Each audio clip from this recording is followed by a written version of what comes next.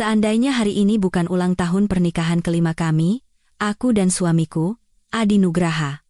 Tapi sekarang, aku berdiri di salah satu sudut terminal keberangkatan Bandara Internasional Soekarno-Hatta. Tiba-tiba, darahku terasa mendidih dan seluruh tubuhku mendingin, seolah aku telah berubah menjadi patung es. Di tengah kerumunan yang ramai, sosok yang begitu terlalu familiar terlihat dengan sangat jelas. Suamiku, Adi Nugraha.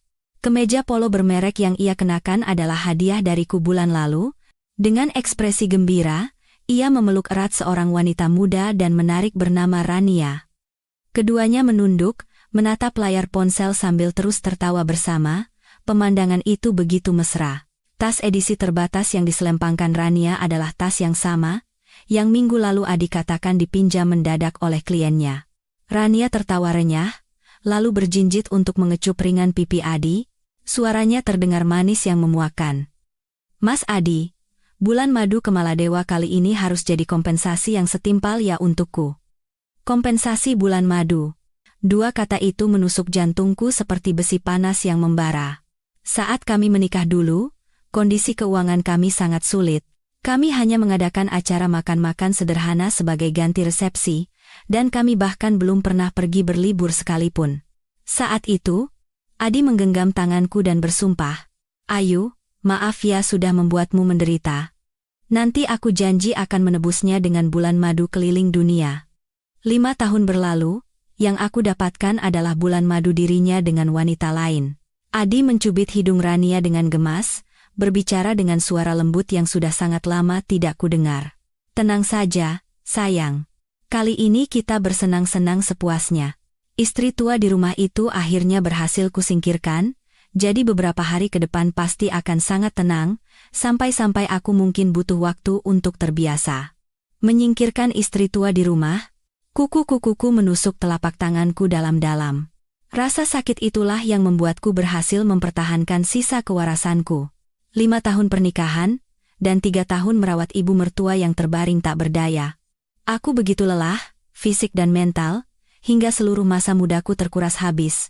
Dari seorang wanita karier yang penuh semangat, aku telah menjadi istri tua yang ia cemooh. Amarah, kesedihan, dan rasa pengkhianatan menghantam kepalaku bagai tsunami. Aku ingin segera berlari dan melemparkan termos di tanganku ke wajah pasangan tak tahu malu itu. Di dalam termos itu, masih ada bubur gizi hangat yang kubuat sejak subuh karena semalam ia mengeluh perutnya sedikit perih. Namun, tepat saat kakiku akan melangkah, aku berhenti. Aku melihat pantulan diriku di jendela kaca besar. Wajah kuyu dengan lingkaran hitam pekat di bawah mata, daster lusuh yang warnanya sudah pudar, dan rambut yang diikat seadanya.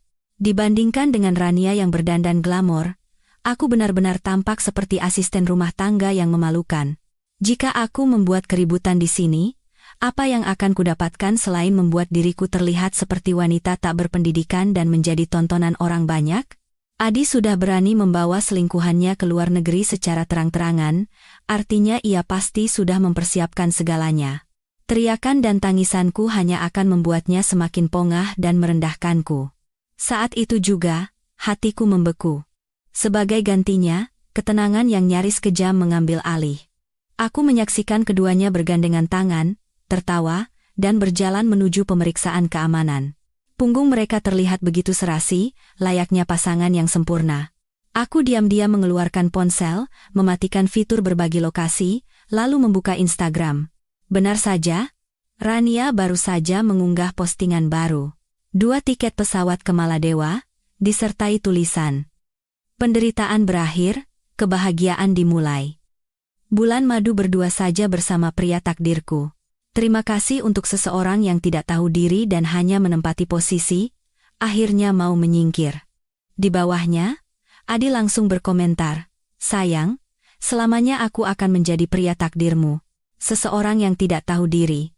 Aku menatap layar ponsel, sudut bibirku membentuk senyuman sedingin es. Adi Nugraha, Rania, kalian pikir ini adalah akhir dari penderitaan dan awal dari kebahagiaan? Tidak. Ini adalah awal dari mimpi buruk kalian. Kalian lupa bahwa ada seseorang di rumah yang membutuhkan perawatan 24 jam. Ibu mertuaku, Wati, sosok yang kalian anggap sebagai beban manis, yang sifatnya rewel dan harus buang air di tempat tidur. Kalian juga lupa, siapa yang selama 3 tahun terakhir ini merawatnya seperti budak, menahan segala macam omelan dan penghinaan, agar kalian bisa dengan tenang membangun bisnis dan menikmati masa muda di luar sana. Kalian akan berbulan madu ke surga? Kalau begitu, aku akan mengirimkan hadiah besar dari neraka untuk kalian. Tanpa ragu, aku berbalik dan meninggalkan bandara. Tak setetes pun air mata jatuh. Yang ada hanyalah rasa dingin yang menusuk tulang dan api dendam yang membara. Aku tidak pulang ke rumah. Aku tidak ingin tinggal 1 menit pun lebih lama di rumah yang penuh dengan kebohongan dan udara yang menyesakan itu. Aku menyetop taksi dan langsung menuju rumah orang tuaku. Sepanjang perjalanan, foto-foto mesra yang mungkin akan diunggah Adi dan Rania di Instagram terus berputar di kepalaku seperti roll film. Bersulang dengan gelas sampahnya di kelas bisnis, berjalan talan di tepi pantai, menikmati makan malam romantis dengan cahaya lilin di restoran mewah. Setiap senyuman mereka bagaikan pisau yang menghunjam jantungku. Tapi, aku memaksa diri untuk melihat dan mengingat semua itu, karena inilah yang akan menjadi bahan bakar untuk tindakanku selanjutnya. Setibanya di rumah orang tua, ibu terkejut melihat penampilanku yang kacau. "Ayu, ada apa? Adi mana? Bukankah hari ini ulang tahun pernikahan kalian?" Melihat wajah ibu yang penuh kekhawatiran, semua kesedihan dan rasa sakit yang kutahan akhirnya meledak. Aku menangis sejadi-jadinya di pelukan ibu. Dengan terbata-bata, aku menceritakan semua yang kulihat di bandara dan semua penderitaan yang kualami di rumah keluarga Adi selama 3 tahun terakhir. Wajah ayah memucat karena marah, lalu ia menggebrak meja makan dengan keras. "Kurang ajar. Laki-laki macam apa itu? Adi Nugraha. Manusia tidak tahu diuntung. Dulu ayah benar-benar buta, menikahkan putriku dengan bajingan seperti itu. Adik laki-lakiku, Bimo, melompat. Kak, cerai saja. Kita tidak bisa diam saja menerima ini." "Tidak, Bimo," aku menyeka air mataku. Tatapanku menjadi sangat dingin dan tegas. Kalau aku mendatanginya sekarang, itu sama saja menuruti kemauan mereka. Aku tidak akan membiarkan mereka lolos begitu saja. "Lalu, kamu mau bagaimana?" tanya ibu cemas. Aku mengambil napas dalam-dalam dan mengungkapkan rencana yang ada di benakku. "Mereka pergi untuk menikmati kebahagiaan? Baiklah. Kalau begitu, aku akan membakar fondasi mereka. Nenek tua di rumah itu, aku tidak akan peduli lagi." "Apa, ayah, ibu?" Dan Bimo terperanjat. "Ibu mertuamu, Bu Wati, kan lumpuh total? Dia tidak bisa melakukan apa-apa sendirian, kalau kamu lepas tangan." "Ayah, ibu, tenang saja. Aku tidak berniat membunuhnya." Aku tersenyum dingin. Aku hanya ingin mengembalikan tanggung jawab yang seharusnya diemban oleh anaknya. Selama 2 minggu ke depan, aku tidak akan pulang dan tidak akan menjawab telepon dari siapapun. Aku ingin Adi pulang dan menghadapi sendiri kekacauan yang telah ia tinggalkan. Tapi, bagaimana kata tetangga nanti? Bagaimanapun juga, dia orang tua. Ibu sedikit ragu. "Tetangga?" Aku terkekeh sinis. "Ibu pikir selama 3 tahun ini aku tidak pernah mendengar apa-apa?" Ibu mertua setiap ada kesempatan selalu mengeluh pada orang-orang di kompleks kalau aku tidak merawatnya dengan baik, kalau makanan buatanku tidak enak. Adi tahu itu, tapi tidak pernah sekalipun membelaku. Sekarang, biarkan keluarga Adi merasakannya sendiri. Aku mengeluarkan ponsel, mematikannya, lalu mematahkan kartu SIM-nya. Mulai hari ini, Ayu Lestari menghilang. Melihat tatapan cemas dari keluargaku, aku berusaha tersenyum untuk menenangkan mereka. "Jangan khawatir. Aku sudah memikirkan semuanya. Ini bukan sekadar pelampiasan amarah. Yang lebih penting adalah membuat Adi Nugraha membayar harga yang pantas atas pengkhianatannya. Aku akan membuatnya berlutut dan memohon padaku." Pesawat membumbung tinggi ke angkasa, memulai bulan madu Adi dan Rania secara resmi. Di kelas bisnis, Rania bersandar pada Adi seperti kucing manja dan berkata dengan suara genit, "Mas Adi, akhirnya kita bisa berduaan saja. Selama ini rasanya sesak sekali, setiap bertemu seperti maling." Adi dengan pongah merangkul pinggangnya dan mengecup keningnya. "Sayangku, kamu sudah banyak bersabar ya. Sekarang kita tidak perlu sembunyi-sembunyi lagi. Istri tua itu mungkin sekarang sedang membersihkan kotoran ibu di rumah. Nanti setelah kita pulang, aku akan selesaikan semuanya. Aku akan minta cerai. Benarkah? Mata Rania berbinar, lalu ia memanyunkan bibirnya, tapi Mas, ibumu, sepertinya beliau tidak terlalu menyukaiku. Lagi pula, kondisinya seperti itu, apa nanti aku yang harus merawatnya? Raut kesal sekilas muncul di wajah Adi. Tapi ia segera menyembunyikannya. Ia mencubit pipi Rania dan berkata, "Jangan khawatir. Masalah ibu, biar aku yang urus. Mana mungkin aku membiarkanmu melakukan pekerjaan berat dan kotor seperti itu? Setelah cerai dan urusan harta selesai, aku akan sewa 2 perawat profesional untuk merawatnya 24 jam. Kamu tidak perlu melakukan apa-apa. Kamu hanya perlu menikmati hidup sebagai Nyonya Adi Nugraha." Mas Adi memang yang terbaik. Rania tidak bisa menyembunyikan kegembiraannya dan langsung mencium bibir Adi. Melihat gumpalan awan di luar jendela, Adi sejenak teringat pada ibunya yang terbaring di rumah. Namun, kekhawatiran itu segera sirna oleh sentuhan lembut dan hangat di sampingnya serta bayangan liburan mewah yang akan datang. Ia berhitung dalam hati. Ayu Lestari, perempuan bodoh itu sudah terbiasa menahan diri dan bersabar. Bahkan jika ia mengetahui sesuatu, demi keluarga dan harga dirinya, ia pasti hanya akan menelan air mata. Paling-paling ia hanya akan menangis dan memohon. Setelah ia puas bermain dan pulang nanti, ia tinggal membujuknya sedikit, atau mungkin bersikap lebih keras. Apa yang bisa perempuan itu lakukan? Lagi pula, sebagai seorang ibu rumah tangga tanpa penghasilan dan sudah lama terputus dari dunia luar, bagaimana ia bisa hidup tanpanya? Ia sama sekali tidak pernah membayangkan bahwa istrinya yang selalu patuh itu kali ini tidak akan menangis atau membuat keributan, melainkan memilih jalan yang sama sekali tidak pernah ia duga. Saat itu, simfoni nerakaku diam-diam dimulai. Hari pertama kembali ke rumah orang tua, aku habiskan nyaris hanya dengan tidur. Ketegangan mental dan kelelahan fisik yang menumpuk selama bertahun-tahun seolah tumpah sekaligus. Tubuhku lelah, tetapi ada seutas tali di benakku yang terus menegang. Aku memimpikan banyak hal aneh. Aku bermimpi tentang janji Adi di awal pernikahan yang akan memberiku kehidupan yang baik. Aku juga bermimpi tentang saat ibu mertuaku pertama kali terkena stroke dan dirawat di rumah sakit. Adi dengan mata memerah berkata, "Ayu, rumah ini sekarang bergantung padamu." Dan yang paling sering muncul adalah mimpi saat aku sendirian membersihkan sprei kotor ibu mertuaku di tengah malam. Di luar jendela, lampu kota berkelip terang, tetapi duniaku hanya dipenuhi bau desinfektan dan kelelahan yang tak berujung. Yang paling jelas adalah adegan di bandara. Tatapan provokatif Rania dan punggung Adi yang dingin. Aku terbangun dengan keringat dingin. Di luar jendela sudah gelap, dan kamar terasa sunyi. Rasa hampa dan kebingungan yang luar biasa melandaku. Selama 3 tahun terakhir, pusat hidupku adalah rumah mertua, ibu mertua, dan suamiku. Sekarang, semua itu tiba-tiba lenyap, aku seperti komponen yang dibuang, kehilangan tempat dan arah. "Kak, sudah bangun?" Adikku, Bimo, membuka pintu, di tangannya ada semangkuk mie ayam yang masih mengepul, kata ibu, "Makan dulu, kakak, belum makan apa-apa seharian?" Tatapan cemas adikku menghangatkan hatiku. Benar, aku tidak kehilangan segalanya.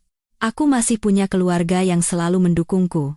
Fakta ini menyalakan sedikit kehangatan di hatiku yang membeku. "Bimo, tolong bantu kakak." Aku bangkit. Tatapanku kembali tajam. "Tolong belikan kartu SIM prabayar baru dan ponsel bekas yang murah." Bimo tertegun sejenak, lalu ia mengerti. "Kakak mau benar-benar menghilang?" Aku mengangguk. Adi harus benar-benar panik saat tidak bisa menghubungiku. "Dan tolong carikan detektif swasta yang bisa dipercaya." "Detektif? Buat apa?" Bimo tidak mengerti. "Mengumpulkan bukti." Aku menganalisis dengan tenang. Adi jelas-jelas selingkuh. Tapi untuk gugatan cerai, terutama untuk membuat pasangan yang bersalah membayar mahal, caci maki saja tidak cukup. Aku butuh bukti yang diakui secara hukum. Foto-foto mesra mereka, catatan perjalanan bersama, riwayat penggunaan kartu kredit, semua itu akan menjadi bukti yang menguntungkanku di pengadilan. Dan aku juga perlu tahu kondisi keuangan Adi. Aku curiga dia diam-diam sudah memindahkan aset. Bimo menatapku seolah baru pertama kali melihatku. Kak, bagaimana kakak bisa memikirkan semua ini? Aku tersenyum pahit. Selama 3 tahun terkurung di rumah, aku cukup sering menonton acara hukum dan konsultasi pernikahan. Dulu aku pikir pasangan yang bertengkar hebat karena harta itu menyedihkan. Tidak kusangka sekarang aku yang menjadi pemeran utamanya. Kalau tidak bisa dihindari, aku harus berjuang untuk mendapatkan hakku semaksimal mungkin. Menangis dan memohon adalah hal yang paling tidak berguna. Bimo mengangguk mantap.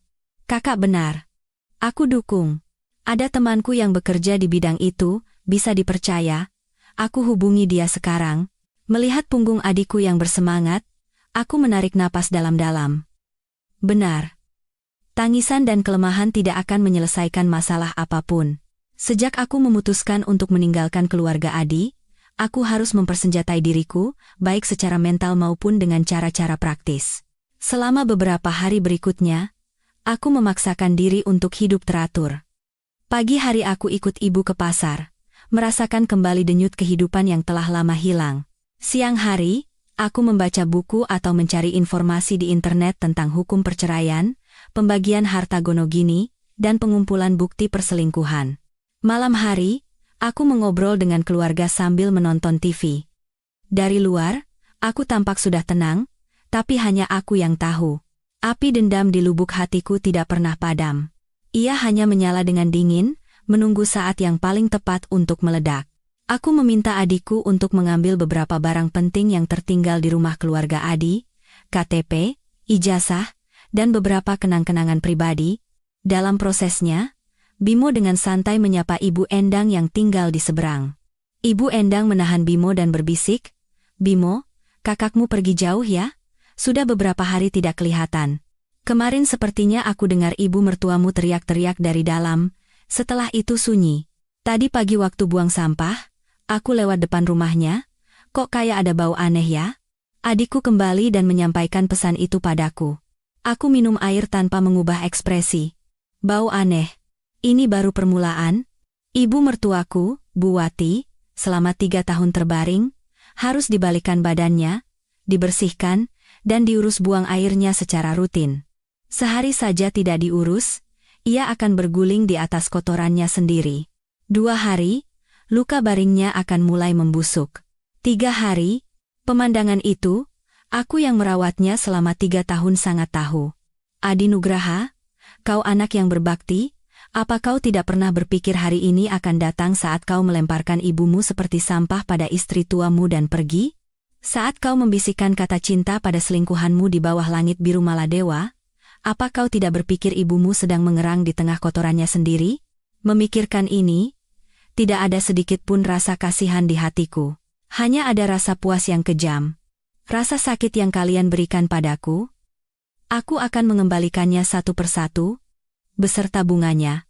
Aku menyalakan ponsel baru, memasukkan kartu SIM baru, lalu masuk ke akun Instagram privat yang sudah lama tidak kugunakan. Benar saja, pertunjukan langsung bulan Madurania sedang berlangsung meriah. Laut yang jernih hingga dasarnya terlihat, pantai pasir putih, villa mewah di atas air, hingga makan malam Prancis yang elegan. 9 foto terunggah penuh. Di setiap foto, ia dan Adi tersenyum cerah menyilaukan. Rania menambahkan keterangan di bawah foto, perasaan dimanjakan di telapak tangan, benar-benar yang terbaik. Terima kasih atas kecelakaan tak terduga dalam hidup yang membuatku bertemu jodoh sejati, hehe. Lucu sekali melihat sebagian orang yang bersikeras pada tempatnya dan tidak mau pergi. Di bawahnya, teman-temannya yang tidak tahu apa-apa memberikan like dan berkomentar gila-gilaan. Rania, akhirnya penderitaanmu berakhir. Pasangan serasi, jodoh dari surga, tinggalkan saja tante itu. Selamat ya, Rania, kapan nikahnya? Adi juga membalas di bawahnya. Aku akan mencintaimu selamanya. Melihat semua ini, hatiku tidak lagi sakit. Yang tersisa hanyalah cemoohan dingin. Pamerlah. Pamerkan sepuasnya. Semakin tinggi kalian terbang dan pamer sekarang, semakin sakit kalian akan jatuh nanti. Aku mengambil tangkapan layar, menyimpannya, dan merapikan semuanya sebagai bukti. Kemudian, aku menghubungi detektif swasta yang direkomendasikan adikku, mentransfer uang muka, dan memberikan arahan yang jelas. Intinya adalah melacak pergerakan Adi dan Rania untuk mendapatkan sebanyak mungkin foto dan video yang menunjukkan kemesraan mereka. Di saat yang sama, selidiki riwayat transaksi bank Adi selama setahun terakhir dan catatan transfer dalam jumlah besar. Setelah semua persiapan selesai, aku berdiri di depan jendela, memandangi lalu lintas yang ramai di luar. Dunia ini tidak akan berhenti hanya karena kesedihan satu orang. Kalau begitu, aku juga harus terus melangkah maju. Lautan di Maladewa biru surreal, bagaikan bongkahan safir murni yang ditanam di atas hamparan pasir seputih salju. Sinar matahari yang terik, angin laut yang sepoi-sepoi. Semuanya persis seperti surga yang dibayangkan Adi. Di teras pribadi villa di atas air, Rania dengan bikini seksi berpose menggoda, meminta Adi memotretnya. Adi mengangkat ponsel. Wanita cantik di dalam lensa dan laut biru serta langit biru membentuk gambar yang sempurna. Ia merasa puas. Uang yang ia keluarkan tidak sia-sia. Setelah melepaskan beban bernama Ayu Lestari, ia akhirnya bisa menikmati tubuh muda dan kehidupan mewah sepuasnya. Mas Adi, pose ini bagaimana? Aku mau unggah di Instagram. Rania berlari merebut ponsel, lalu memanyunkan bibirnya. Ih, kok kakiku kelihatan pendek ya? Foto lagi dong satu set. Iya. Ratu, mau berapa set pun akan kupotretkan. Adi tertawa genit, benar-benar larut dalam kelembutan Rania. Ia nyaris melupakan apartemen di kota yang bising, ibu tua yang lumpuh di dalamnya, dan istri yang patuh. Namun, surga dan neraka terkadang hanya berjarak satu panggilan telepon. Tepat saat keduanya akan menuju restoran bawah air untuk makan malam romantis, ponsel Adi berdering. Nomor tak dikenal dari dalam negeri. Kode areanya adalah kota tempat mereka tinggal. Adi mengerutkan kening, secara naluriah ingin menolak panggilan itu. Ia paling benci diganggu oleh urusan pekerjaan atau hal-hal sepele saat berlibur. Siapa sih? Ganggu saja. Rania menggerutu kesal. Paling telepon spam, kata Adi, tetapi seolah terhipnotis, jarinya tergelincir dan menekan tombol terima. Suaranya terdengar kesal karena diganggu. Halo, siapa? Di seberang telepon, terdengar suara pria yang tergesa-gesa dengan sedikit gangguan sinyal. Apakah benar ini dengan Bapak Adi Nugraha? Saya kepala pengelola apartemen. Kepala pengelola? Jantung Adi berdebar tanpa alasan. Iya benar. Ada apa ya? Pak Adi? Akhirnya teleponnya diangkat juga. Apa tidak ada orang di rumah, Pak? Ibu Endang di seberang dan tetangga di bawah sudah 2 hari ini komplain terus, katanya dari celah pintu depan unit Bapak tercium bau busuk yang menyebar ke seluruh koridor. Kami sudah kirim orang untuk memeriksa, tapi tidak ada jawaban saat pintu diketuk, dan baunya benar-benar parah. Apa mungkin Bapak lupa mematikan gas atau listrik saat pergi, atau ada sesuatu yang busuk di dalam? Suara kepala pengelola terdengar cepat, tergesa-gesa, dan penuh kesulitan. Bau busuk yang keluar dari celah pintu. Kepala Adi serasa dihantam, bagaikan dipukul palu godam. Ia nyaris seketika teringat pada ibunya yang terbaring di tempat tidur. Ayu tidak ada di rumah? Bagaimana mungkin? Ia hampir tidak pernah keluar rumah sepanjang tahun. Selain untuk belanja, tidak terbayangkan ia akan pergi berhari-hari. Firasat buruk bagaikan ular berbisa dingin seketika menjerat jantungnya. Ah, tidak mungkin. Istri saya ada di rumah. Suara Adi sedikit bergetar. Ia berusaha keras untuk tetap tenang. Masa? Pak Adi, kami sudah periksa berkali-kali. Benar-benar dari unit Bapak, baunya seperti sesuatu yang membusuk. Jelas bukan bau sampah biasa. Suara kepala pengelola terdengar ngeri dan jijik. Tolong cepat hubungi keluarga Bapak, atau beritahu kami di mana kunci cadangan. Kami harus masuk untuk memeriksa. Bagaimana kalau terjadi sesuatu? Tetangga sudah mengeluh terus. Kalau terus begini, kami terpaksa harus lapor polisi agar ditangani. Lapor polisi? 2 kata itu menggelegar di telinga Adi. Wajahnya seketika pucat pasi, dan keringat dingin membasahi keningnya.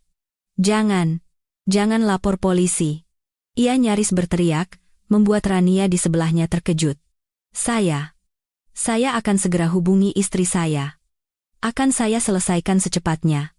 Beri saya waktu. Setelah menutup telepon, Tangan Adi gemetaran. Sinar matahari Maladewa yang cerah menyinarinya, tetapi ia merasa dingin seolah jatuh ke dalam lubang es.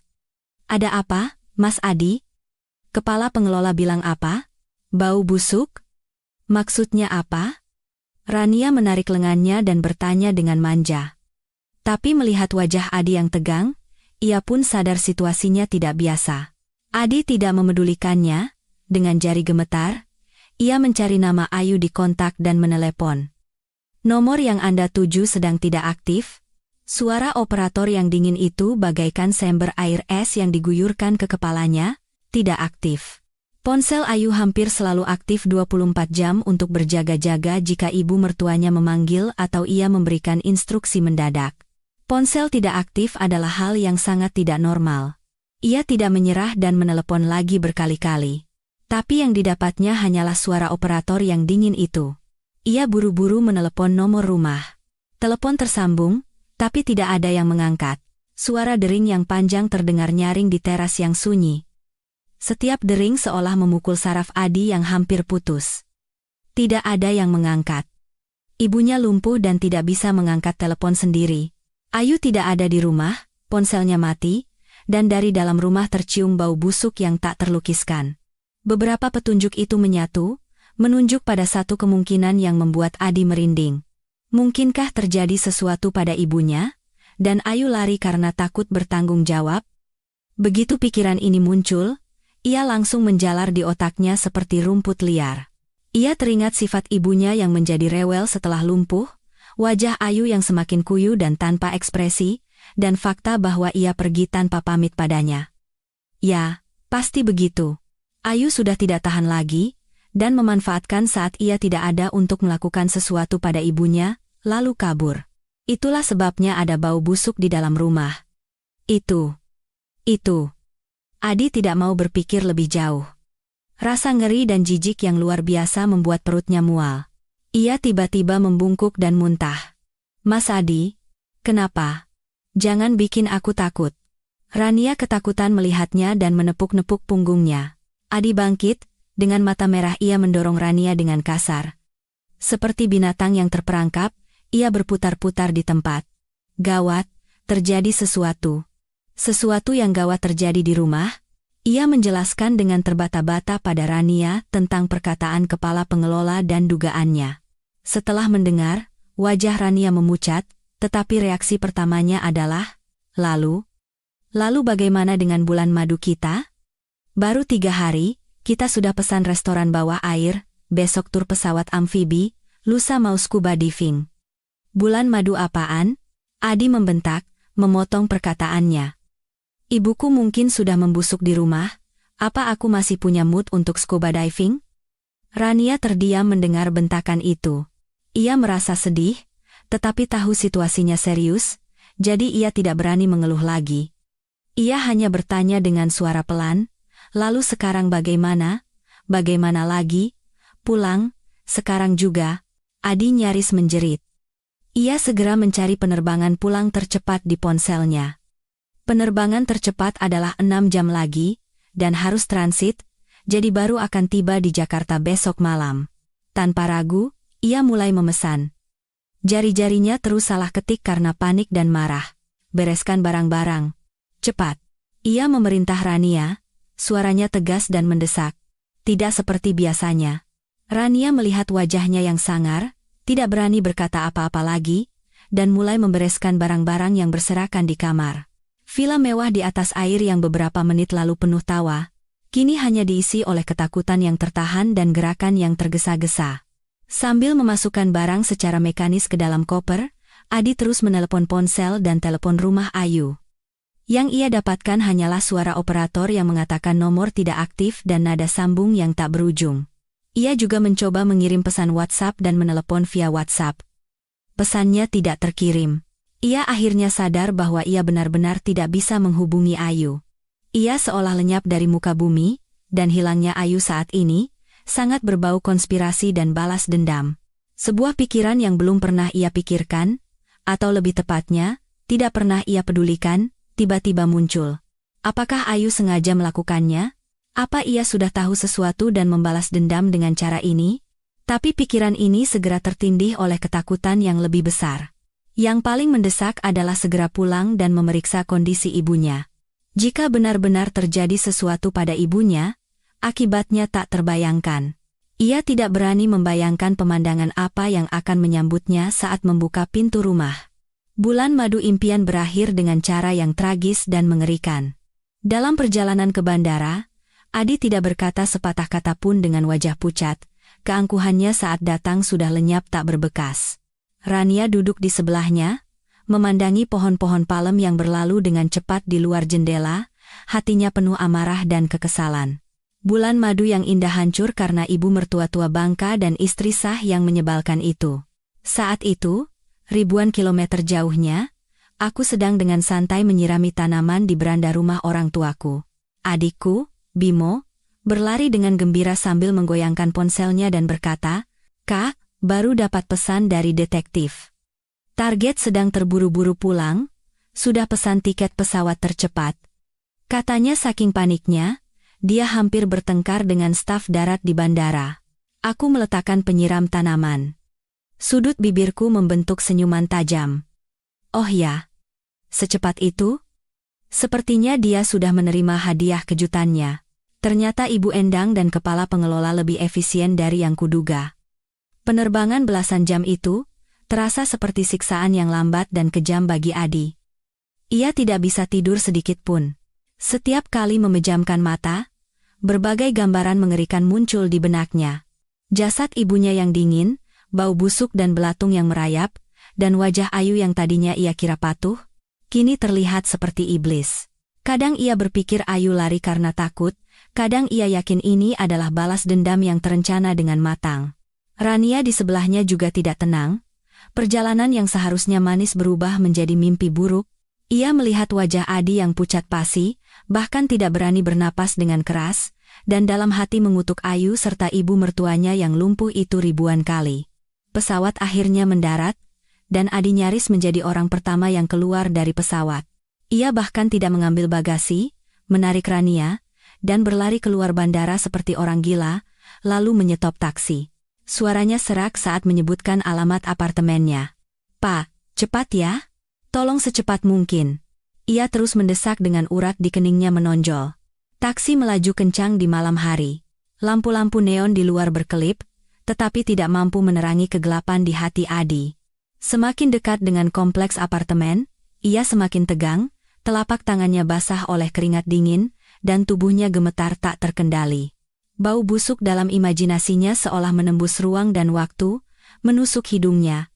Taksi akhirnya berhenti di depan gerbang kompleks apartemen. Adi melemparkan beberapa lembar uang, bahkan tidak mengambil kembaliannya, dan turun dari mobil dengan terhuyung-huyung. Rania menarik 2 koper besar, kebingungan mengikutinya. Sudah lewat tengah malam, kompleks apartemen sunyi, tetapi semakin dekat dengan gedungnya, bau busuk yang menjijikan itu semakin jelas. Itu bukan bau sampah biasa, melainkan bau busuk yang menyengat dari daging yang membusuk bercampur dengan kotoran. Beberapa tetangga yang tidak bisa tidur berkumpul di lantai 1, menutup hidung dan berbisik-bisik. Melihat Adi pulang, pandangan mereka langsung tertuju padanya. Pandangan yang kompleks. Ada rasa kasihan, penasaran, dan lebih banyak lagi, keingintahuan penonton. "Mas Adi, baru pulang?" Ibu Endang yang tinggal di seberang adalah yang pertama mendekat. Ia mengerutkan kening dan menutup hidungnya. "Kamu akhirnya pulang juga. Bau ini. Aduh. Cepat naik sana. Kami sudah tidak tahan lagi." Pihak pengelola juga sudah datang beberapa kali, tapi pintunya terkunci, jadi tidak bisa berbuat apa-apa. Wajah Adi memucat, ia tidak punya tenaga untuk menanggapi perhatian atau keluhan para tetangga. Tenggorokannya tercekat, ia tidak bisa bicara, hanya mengangguk kaku dan berjalan terhuyung-huyung menuju lobi. Bau di dalam koridor semakin parah, nyaris membuatnya sesak napas. Begitu masuk, Rania langsung mual karena bau itu, ia menutup mulutnya dan mundur. Ia tidak berani melangkah lebih jauh. Adi menahan napas, selangkah demi selangkah mendekati pintu rumahnya. Pintu yang familiar itu kini tampak seperti gerbang neraka. Bau busuk terus merembes keluar dari celah pintu, bahkan ada noda samar berwarna merah kehitaman di pintu. Tangannya gemetar hebat. Setelah beberapa kali mencoba, ia akhirnya berhasil memasukkan kunci ke lubang. Bunyi klik terdengar sangat jelas di koridor yang sunyi dan berbau busuk itu. Jantung Adi serasa melompat ke tenggorokan. Ia mengambil napas dalam-dalam, dan bau busuk yang pekat langsung menyergapnya, membuatnya terbatuk-batuk hebat. Lalu ia mendorong pintu dengan sekuat tenaga. Gelombang bau busuk yang lebih kuat dan nyata menghantam wajahnya. Baunya begitu menyengat hingga matanya perih. Ruang tamu berantakan, wadah makanan pesan antar yang belum habis, mangkuk mie instan berserakan di meja dan lantai, sudah berjamur, lalat beterbangan, dan lantainya lengket oleh kotoran. Tapi ini bukan yang paling mengejutkan. Pandangan Adi secara naluriah tertuju ke kamar utama. Pintu kamar utama sedikit terbuka, dan bau busuk yang mematikan itu berasal dari sana. Seolah ditarik oleh benang tak terlihat, dengan kaki seberat timah, selangkah demi selangkah ia mendekati pintu yang terbuka itu. Setiap langkah, baunya semakin pekat, dan rasa mual di perutnya semakin menjadi-jadi. Akhirnya, ia mengulurkan tangannya yang gemetar dan mendorong pintu kamar utama, waktu seolah berhenti saat itu. Pemandangan di dalam kamar utama cukup untuk menjadi mimpi buruk yang akan menghantuinya seumur hidup.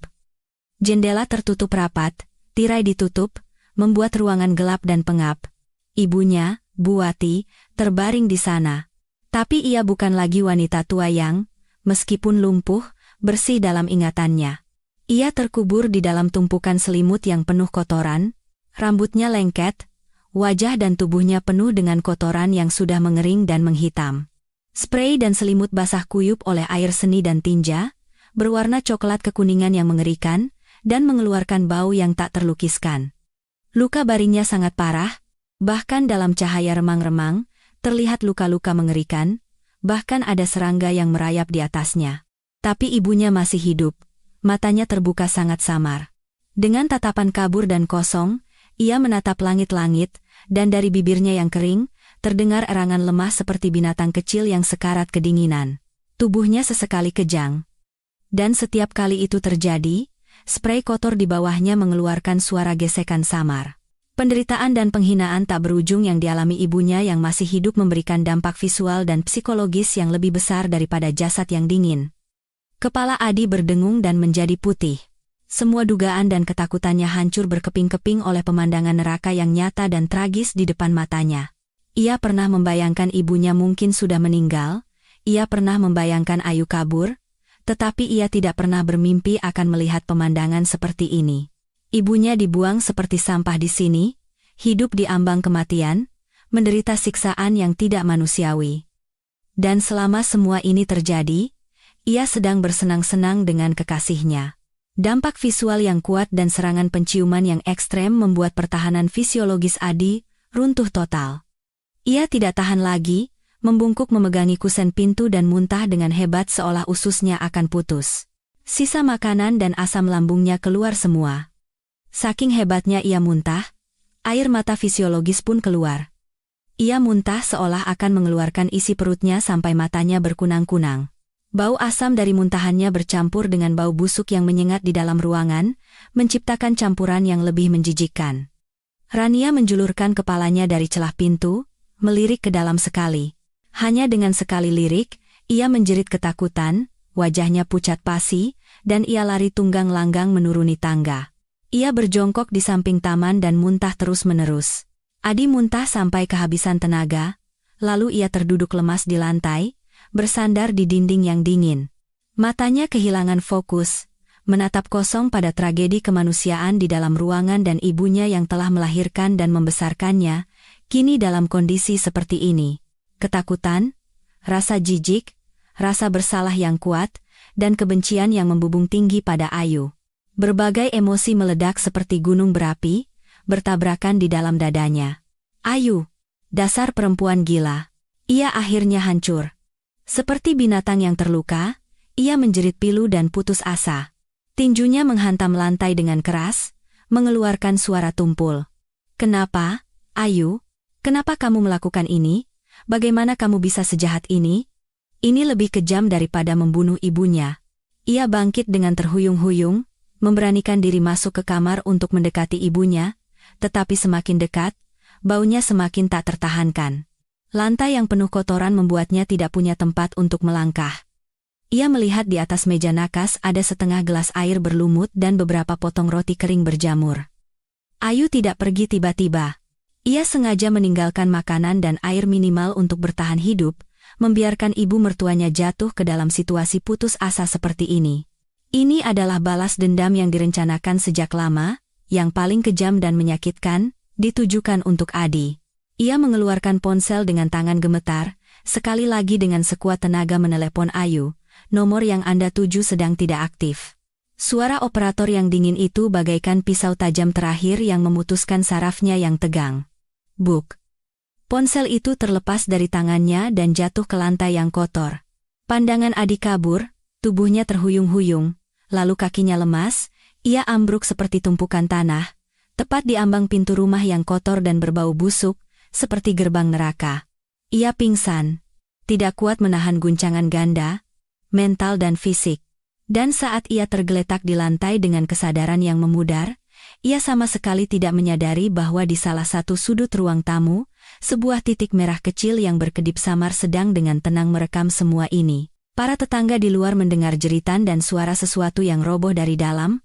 Mereka saling berpandangan, tetapi tidak ada yang berani masuk saat itu. Video Adi yang pingsan di tengah tumpukan kotoran, aku menontonnya 3 kali. Pertama, dengan tatapan dingin untuk meninjau, memastikan videonya jelas, sudutnya tepat, dan semua ekspresi halus dari ketakutan, kejijikan, dan kehancurannya terekam dengan baik. Kedua, aku menontonnya seolah sedang mengapresiasi sebuah drama yang telah kusutradarai dengan baik, menyaksikan pria yang tadinya merasa sebagai pemenang dalam hidup, selangkah demi selangkah jatuh ke dalam neraka yang telah kusiapkan. Rasa puas yang kejam muncul di hatiku.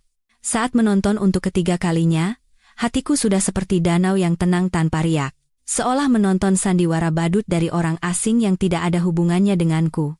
Setelah mematikan video, aku membersihkan riwayat panggilan, ponsel bekas dan kartu SIM di dalamnya. Setelah menyelesaikan tugasnya, akan dimusnahkan sepenuhnya. Di luar jendela, langit berwarna biru samar sebelum fajar. Aku sama sekali tidak mengantuk. Sebaliknya, setelah ketegangan beberapa hari mereda, pikiranku menjadi sangat jernih. Penindasan dan penghinaan selama bertahun-tahun seolah akhirnya menemukan jalan keluar bersamaan dengan jeritan putus asa dan kehancuran terakhir Adi. Ibu diam-diam membuka pintu kamarku. Wajahnya penuh kekhawatiran. Ayu, kok sudah bangun pagi-pagi? Ada kabar dari sana? Jelas ibu juga tidak bisa tidur semalaman, memantau situasi. Aku berbalik. Di wajahku bahkan tersungging senyum lega. Tidak apa-apa, Bu. Adi sudah pulang. Sudah pulang? Kalau begitu dia sudah menerima hadiah yang kamu tinggalkan. Iya. Aku dengan tenang memotong perkataan ibu, berjalan ke jendela dan menghirup udara dingin subuh dalam-dalam. Efeknya sangat bagus. Sangat memuaskan sampai-sampai dia tidak bisa berdiri. Ibu mendekatiku. Dalam cahaya subuh yang remang-remang, ia menatap wajahku lekat-lekat. Seolah mencari jejak kesedihan, penyesalan, atau keraguan. Tapi yang ia lihat hanyalah ketenangan dan ketegasan, seperti terlahir kembali setelah melewati api neraka. Ia menghela napas pelan dan menepuk pundaku. Apapun yang kamu lakukan, ibu akan mendukungmu. Hanya saja, selanjutnya bagaimana? Bagaimanapun juga, itu orang tua yang masih hidup, sudah jadi begini, ibu, jangan khawatir. Aku menggenggam tangan ibu. Tangan ibu hangat dan memberiku kekuatan. Aku tidak benar-benar berniat membunuh, Bu Wati memang pantas mendapatkannya, tapi aku tahu batasan hukum dan moral. Adi sekarang pasti sedang panik. Hal pertama yang akan ia lakukan jelas membawa ibunya ke rumah sakit untuk pertolongan pertama. Dan langkahku selanjutnya adalah, setelah ia sedikit membereskan kekacauan ini, membuatnya datang mencariku dengan sendirinya. Mencarimu? Dengan muka, apa dia akan mencarimu? Ibu bingung. Tentu saja akan datang. Aku tersenyum sinis. Di dalam hatinya, aku selamanya adalah perempuan bodoh yang bisa ia suruh-suruh untuk menyelesaikan semua masalah. Kekacauan sekarang ini sudah di luar kendalinya. Ia tidak bisa mengurus ibunya, tidak bisa mengatasi bau busuk di rumah, dan tidak bisa menahan cemoohan tetangga dan pihak pengelola. Saat ia terpojok, satu-satunya pelampung yang akan ia pikirkan adalah aku. Ia mencariku bukan karena menyesal, tapi karena ia butuh aku. Ia ingin asisten rumah tangga yang berguna dan gratis ini kembali untuk membereskan kekacauannya. Ibu terdiam. Ia tahu perkataanku benar. 5 tahun pernikahan sudah cukup untuk menunjukkan sifat egois Adi sepenuhnya. Lagi pula, aku menambahkan dengan tatapan tajam, aku harus membuatnya mencariku. Hanya jika ia yang menghubungiku, aku bisa mendapatkan bukti penting untuk langkah selanjutnya. Rekaman saat ia mengakui perselingkuhannya dan memohon agar aku kembali. Itu akan menjadi bukti yang jauh lebih kuat di pengadilan daripada foto-foto dari detektif. Benar saja. Semua berjalan sesuai dugaanku. Saat itu, dunia Adi benar-benar hancur. Ia baru bisa berdiri setelah dibantu oleh tetangga dan staf pengelola yang berdatangan. Saat itu kesadarannya sudah kabur, seluruh tubuhnya lemas, dan mulutnya tanpa sadar terus menggumamkan, "Ayu, perempuan jahat." Bau busuk yang menyengat dan pemandangan mengerikan membuat beberapa pria tegap yang tadinya mau membantu tidak tahan dan lari keluar untuk muntah. Seseorang menelepon 119 dan 112. Ambulans dan mobil polisi tiba di bawah apartemen hampir bersamaan. Suara sirene yang nyaring memecah kesunyian subuh, dan lebih banyak tetangga yang terbangun atau penasaran datang untuk menonton. Petugas medis dengan APD lengkap masuk ke dalam. Melihat kondisi Bu Wati, bahkan mereka yang sudah terbiasa dengan berbagai pemandangan pun menarik napas dingin. Cepat, tanda-tanda vital lemah, dehidrasi parah, ketidakseimbangan elektrolit, yang paling parah adalah infeksi serius akibat luka baring yang luas. Risiko sepsis sangat tinggi. Harus segera diberi pertolongan pertama dan dibawa ke ICU. Petugas medis dengan cepat membawa Bu Wati yang sekarat ke atas tandu dan membawanya turun.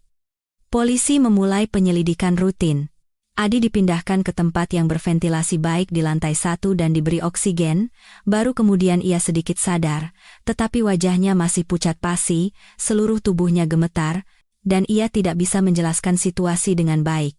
Kepala pengelola dan Ibu Endang menjadi saksi utama. "Pak Polisi, sepertinya ibu yang lumpuh ini ditinggal sendirian di rumah saat anak dan menantunya pergi. Sejak beberapa hari lalu kami sudah curiga. Baunya tidak tertahankan, dan pemilik rumah tidak bisa dihubungi. Hari ini anaknya pulang dan membuka pintu." Kepala pengelola menunjuk ke arah pintu depan yang masih mengeluarkan bau busuk dengan ekspresi ngeri. Ibu Endang lebih bersemangat, "Ini pasti ulah perempuan bernama Ayu itu. Biasanya kelihatan baik. Pura-pura merawat ibu mertuanya dengan baik. Siapa sangka hatinya sebusuk itu. Pasti dia merasa ibu mertuanya beban, lalu saat suaminya tidak ada, dia sengaja menelantarkannya sampai mati kelaparan, lalu kabur. Benar-benar perempuan jahat." "Ayu?" Polisi mencatat. "Itu istrinya, kan?" Ibu Endang menunjuk Adi yang lesu. Polisi mendekati Adi dan berkata dengan suara serius, "Pak Adi, Anda harus bekerja sama dalam penyelidikan. Istri Anda, Ibu Ayu, sekarang ada di mana? Apakah ada konflik di antara kalian berdua? Kondisi ibu Anda jelas-jelas akibat penelantaran yang disengaja dalam waktu lama. Bahkan bisa dibilang penganiayaan. Ini bisa masuk ranah pidana. Tindak pidana." 4 kata itu menghantam jantung Adi seperti palu. Ia tiba-tiba mengangkat kepala, matanya penuh ketakutan. Bukan saya. Saya sedang di luar negeri. Saya tidak tahu apa-apa. Ayu, semua itu ulah dia. Perempuan jahat itu mau balas dendam pada saya. Dia pasti." Ia hampir saja mengatakan, "Karena saya selingkuh," tapi sisa kewarasannya berhasil mengerem. Ia sadar, jika ia mengakui perselingkuhannya dan motif Ayu, meskipun bisa menjelaskan tindakan Ayu, ia akan berada di posisi yang sangat lemah secara moral dan opini publik, bahkan bisa memengaruhi pembagian harta. Lagi pula, yang terpenting sekarang adalah menyelamatkan ibunya dan menemukan Ayu untuk melimpahkan semua tanggung jawab padanya. Ya, limpahkan semua tanggung jawab pada Ayu. Dia pelaku utamanya. Selama aku bisa menemukannya dan menyeretnya ke depan, aku bisa lepas. Pikiran ini memberikan sedikit arah pada otak Adi yang kacau. Ia segera mengubah perkataannya, berpura-pura menjadi korban, dan menangis pilu. "Pak polisi, saya difitnah. Saya dan istri saya selalu akur. Kali ini saya ada perjalanan dinas singkat ke luar negeri. Sebelum pergi saya sudah berpesan padanya untuk merawat ibu baik-baik. Tapi saya tidak menyangka dia akan melakukan hal sekeji ini. Saya pasti akan menemukannya dan menanyakan alasannya. Saya akan membuatnya menerima hukuman." Melihat aktingnya dan penampilannya yang menyedihkan setelah mengalami guncangan besar, polisi untuk sementara tidak menggali lebih dalam kejanggalan dalam perkataannya. Polisi mencatat situasi, mengatakan akan menyelidiki sesuai hukum, dan meminta Adi untuk selalu bisa dihubungi dan bekerja sama. Di saat yang sama, mereka menyuruhnya untuk fokus pada perawatan ibunya terlebih dahulu. Ambulans sudah pergi membawa Bu Wati dengan sirene meraung-raung. Adi, dengan dibantu oleh Rania yang berusaha keras menahan rasa ngeri dan jijik, berjalan linglung menuju rumah sakit. UGD dan ICU rumah sakit menjadi panggung mimpi buruk baru bagi Adi. Kondisi Bu Wati sangat parah, ia langsung dipindahkan ke ICU untuk perawatan darurat. Dokter membawa surat keterangan kritis dan menemui Adi, berkata dengan suara berat, pasien mengalami malnutrisi parah, dehidrasi, dan ketidakseimbangan elektrolit. Masalah terberat adalah infeksi serius akibat luka baring yang luas, sudah menunjukkan gejala sepsis, dan ada tanda-tanda kegagalan organ multipel. Kondisinya sangat kritis, nyawanya bisa terancam kapan saja. Tolong tanda tangani surat keterangan kritis ini. Dan segera bayar uang jaminan rawat inap dalam jumlah besar. Adi menandatangani dengan tangan gemetar, dan melihat angka-angka yang membingungkan di deretan tagihan, matanya kembali berkunang-kunang. Saat membawa Rania ke luar negeri kali ini, ia sudah menghabiskan hampir semua uang tunainya.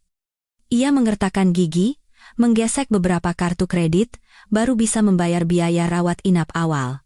Rania terus menemaninya, tetapi wajahnya tidak lagi menunjukkan kemanisan bulan madu, hanya ada rasa jijik dan takut yang tak bisa disembunyikan.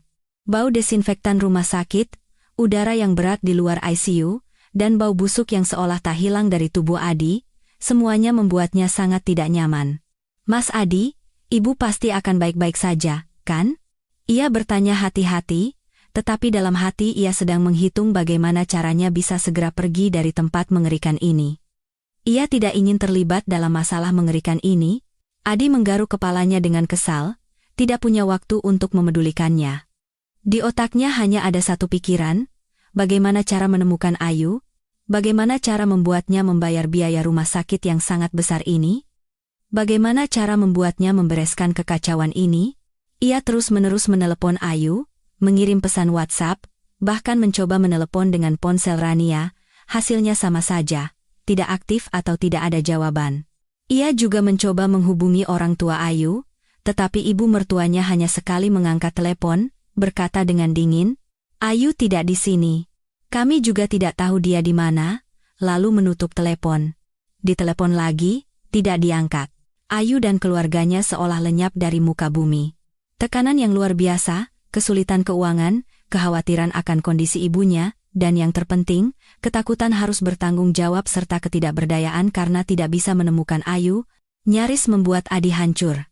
Ia terduduk di bangku panjang di luar ICU, memegangi kepalanya dengan kedua tangan, dan mengerang seperti binatang yang terperangkap.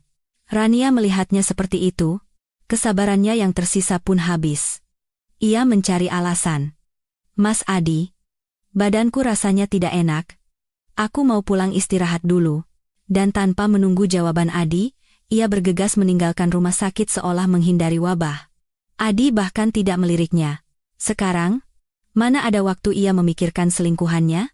Di dalam hatinya hanya ada satu pikiran, harus menemukan Ayu. Harus. Dan ia sama sekali tidak tahu. Semua kepanikan dan kegelisahannya di koridor rumah sakit, percakapannya dengan dokter, dan kepergian Rania, semuanya terekam dengan setia oleh kamera tersembunyi. Aku duduk di sofa nyaman di rumah orang tuaku, melihat foto-foto terbaru yang dikirim oleh detektif.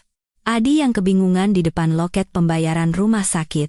Momen saat ia menunduk putus asa di kursi, dan punggung Rania yang bergegas pergi.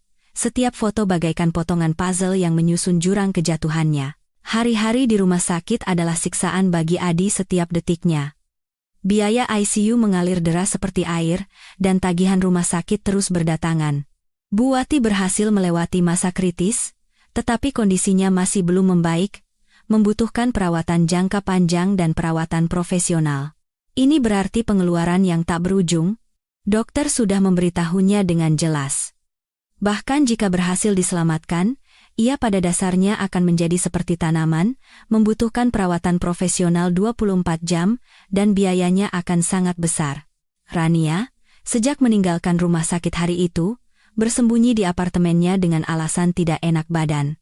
Balasan pesannya semakin lambat, dan teleponnya sering tidak diangkat. Adi bukan orang bodoh. Ia tahu perempuan yang ia kira adalah cinta sejatinya itu mulai menarik diri. Yang lebih membuatnya pusing adalah pihak pengelola dan para tetangga. Bau busuk di rumah sudah sedikit berkurang setelah jendela dibuka dan dibersihkan seadanya, tetapi rumah itu sudah dicap sebagai bekas TKP. Keluhan tetangga tidak berhenti. Pihak pengelola setiap hari mendesaknya untuk melakukan desinfeksi dan pembersihan profesional secara menyeluruh. Kalau tidak, mereka akan mengambil tindakan melalui rapat pengurus penghuni. Ia tidak punya waktu dan tenaga, jadi ia hanya terus meminta maaf dan menunda-nunda. Semua masalah bagaikan tali yang tak terhitung jumlahnya mencekik lehernya, membuatnya tidak bisa bernapas. Dan sumber dari semua ini, baginya, adalah perempuan jahat itu, Ayu. Selama ia bisa menemukannya dan melimpahkan semua tanggung jawab padanya, ia bisa bebas. Pikiran ini menjadi satu-satunya keyakinan yang menopangnya agar tidak hancur total. Ia mengerahkan semua koneksi yang bisa ia pikirkan untuk mencari keberadaan Ayu, bahkan mendatangi kantor lama tempat Ayu dulu bekerja untuk bertanya. Tentu saja, tidak ada hasil. Ia seperti lalat tanpa kepala, tetapi yang didapatnya hanyalah kekecewaan yang terus-menerus. Ayu dan keluarganya seolah lenyap dari dunia ini. Saat ia nyaris putus asa, bahkan mulai berpikir untuk menjual rumah yang memberinya mimpi buruk itu dengan harga murah untuk menutupi kebutuhan mendesak, sebuah pesan tiba-tiba masuk dari nomor yang hampir ia lupakan. Pesan itu datang dari nomor yang sama sekali tidak dikenal, isinya sederhana tapi mengerikan. Katanya cari aku? Ibu bagaimana? Adi menatap pesan itu lekat-lekat. Jantungnya berdebar kencang seolah akan melompat keluar dari tenggorokan. Ayu, pasti dia.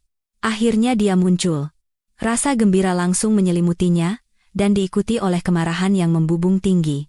Bajingan ini, setelah membuatnya begitu sengsara, berani-beraninya menanyakan kabar ibunya dengan nada santai. Ia langsung menelepon, tetapi hanya ada pemberitahuan bahwa nomor tidak dapat dihubungi. Ia terpaksa membalas pesan dengan tangan gemetar. Awalnya, dengan cacian dan amarah. Ayu, dasar perempuan sialan. Kukira kau sudah mati di mana. Kau yang membuat ibuku jadi begini, apa kau masih manusia?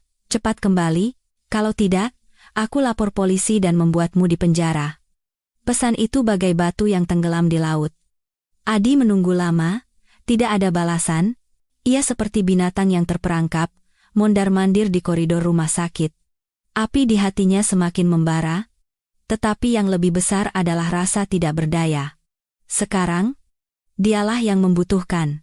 Membuat Ayu marah tidak akan menguntungkannya sama sekali. Ia memaksa diri untuk tenang, mengambil napas dalam-dalam beberapa kali, lalu mulai mengubah strategi. Ia memutuskan untuk bermain perasaan. Nada bicaranya melunak. Ayu, aku salah. Soal Rania itu, aku benar-benar salah. Tapi itu cuma main-main sesaat. Di hatiku, yang kucintai hanya kamu. Ibu sekarang di rumah sakit, kondisinya parah sekali. Butuh orang untuk merawat, dan butuh banyak sekali uang. Demi hubungan kita selama 5 tahun, kembalilah, kita mulai lagi dari awal, aku janji akan baik padamu. Pesan ini juga tidak mendapat balasan. Hati Adi semakin tenggelam. Ia sadar Ayu tidak lagi mudah dibodohi.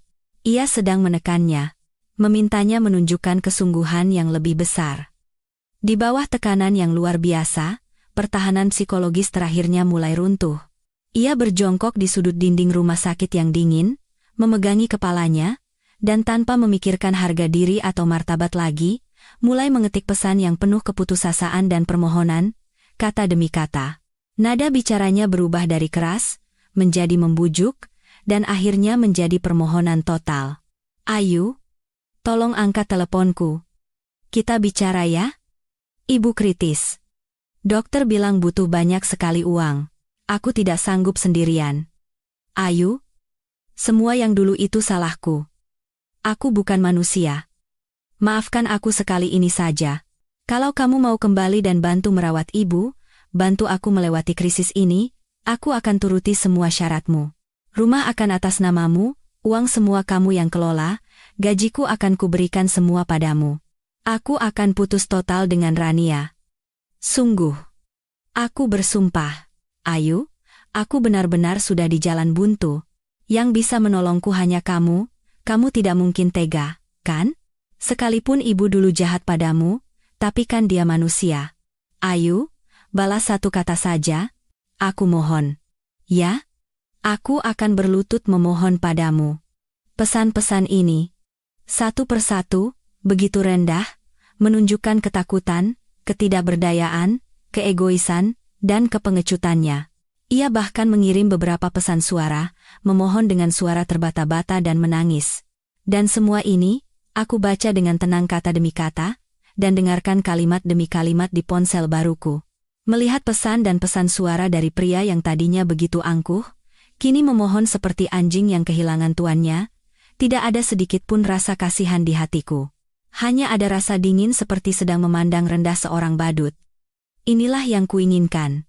Kata-kata ini, saat ia mengakui perselingkuhannya, mengakui ketidakmampuannya, dan memohon dengan rendah agar aku kembali, adalah bukti yang lebih kuat daripada foto manapun. Terutama pesan suara, yang dengan jelas menunjukkan kondisi emosionalnya yang hancur. Aku mengambil tangkapan layar dan menyimpan semua pesan. File suaraku simpan dengan baik, ini akan menjadi senjataku yang paling tajam di pengadilan atau di meja perundingan nanti. Aku menunggu sampai ia merasa permohonannya sia-sia, dan mulai mengirim beberapa kata bernada ancaman. Ayu, jangan keterlaluan. Kalau kau memojokkanku, aku juga tidak tahu apa yang akan kulakukan. 10 detik kemudian, aku akhirnya dengan santai mengirim pesan kedua dan terakhir dari nomor baru itu. Isinya masih singkat. Besok jam 2 siang di kafe pertemuan, dekat jendela. Datang sendiri, kita bicarakan syarat cerai. Setelah mengirim pesan, aku langsung memblokir nomor lamanya. Tidak perlu ada perdebatan, tak berarti lagi sebelum negosiasi. Adi pasti langsung mengirim banyak pesan seperti oke, aku pasti datang. Ayu, kamu mau bertemu saja, aku sudah senang sekali, tetapi pesan-pesan itu tidak lagi sampai ke ponselku, aku tahu. Sekarang, dengan perasaan seperti menemukan pelampung, ia akan datang ke tempat pertemuan dengan cara apapun. Ia pasti mengira aku masih punya perasaan padanya, hatiku luluh, dan akan kembali untuk membereskan kekacauannya.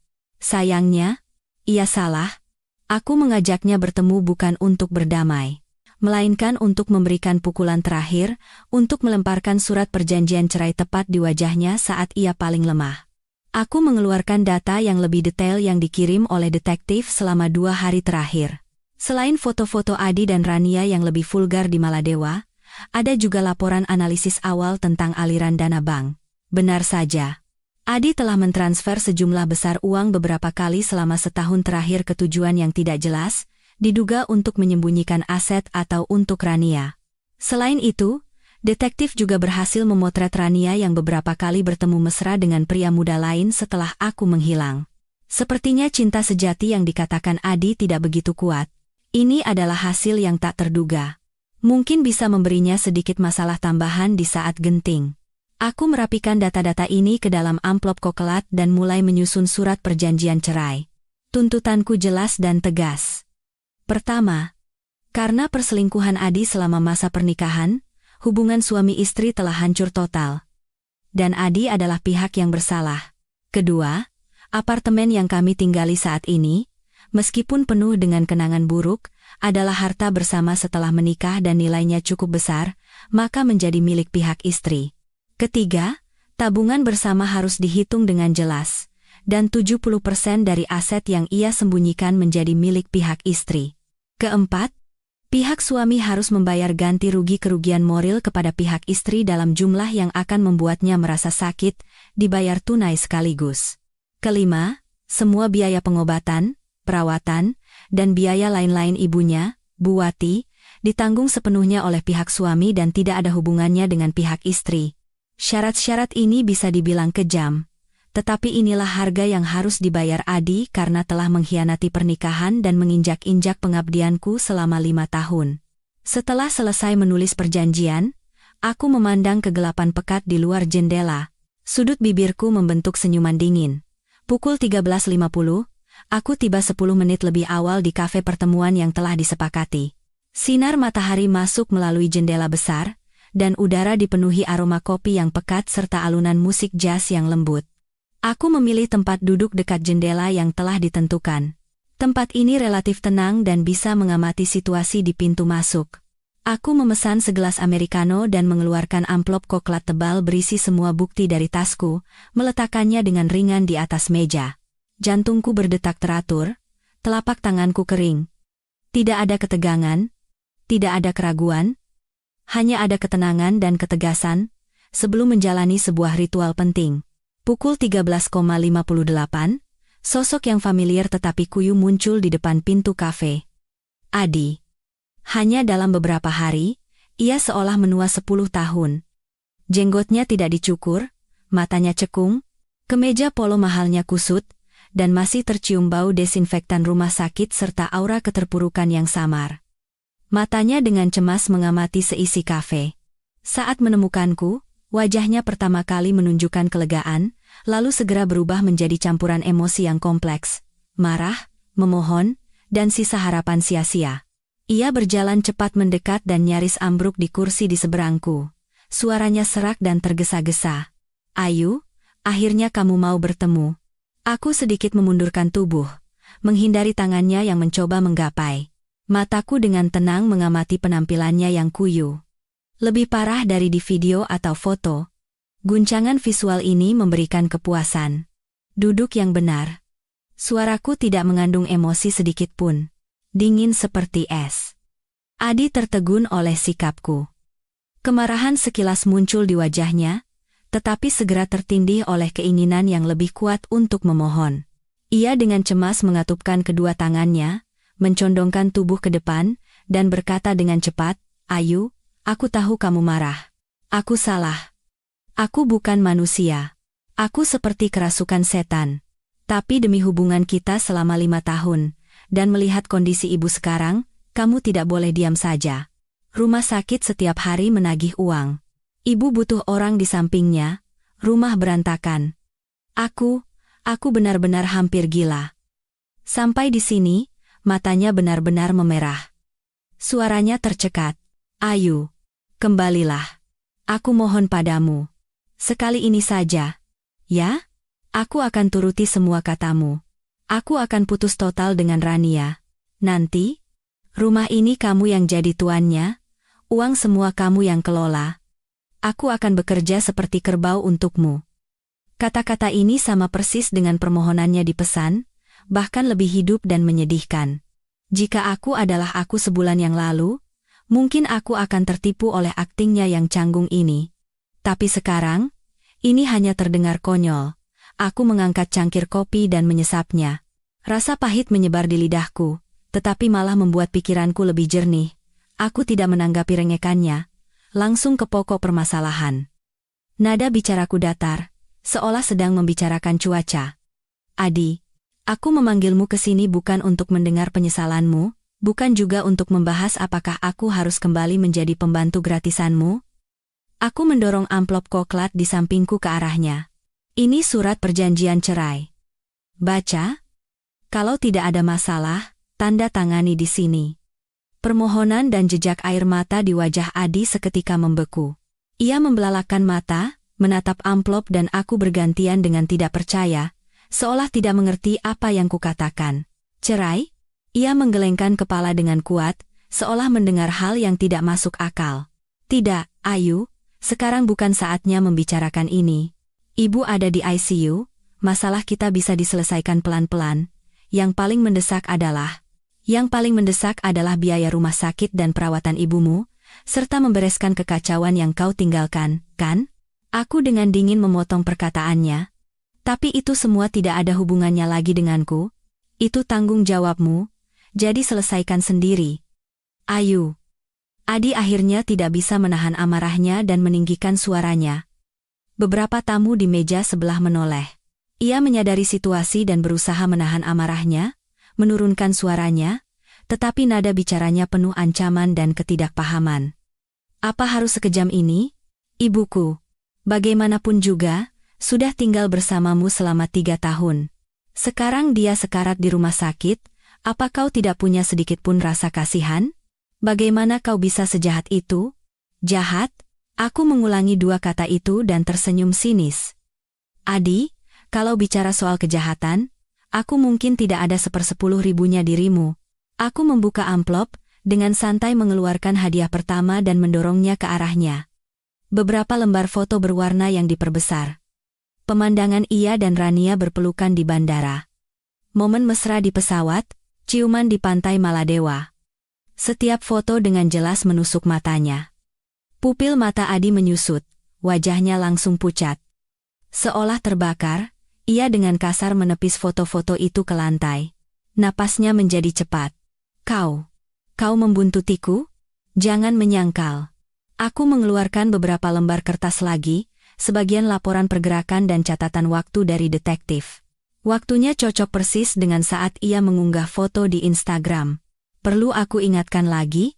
Fakta bahwa kau meninggalkanku di rumah untuk membersihkan kotoran ibumu, sementara kau pergi bulan madu ke Maladewa dengan cinta sejatimu?